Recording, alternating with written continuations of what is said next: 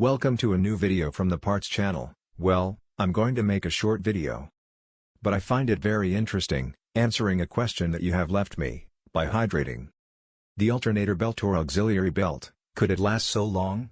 Like the engine? Like the useful life of the engine?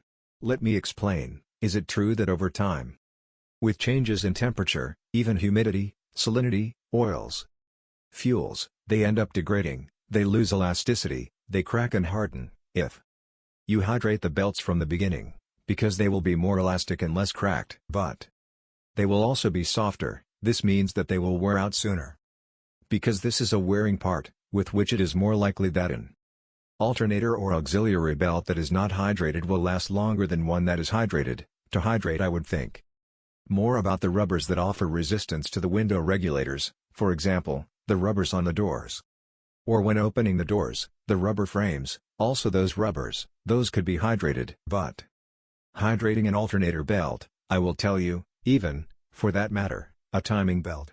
In short, it seems a bit absurd to me, because I already said that in the end, on the one hand it will be more elastic, less cracked, but on the other it will be softer and it will wear out sooner. Well, here I leave this video. If it has been useful to you, then do not forget to give a like and subscribe to the channel.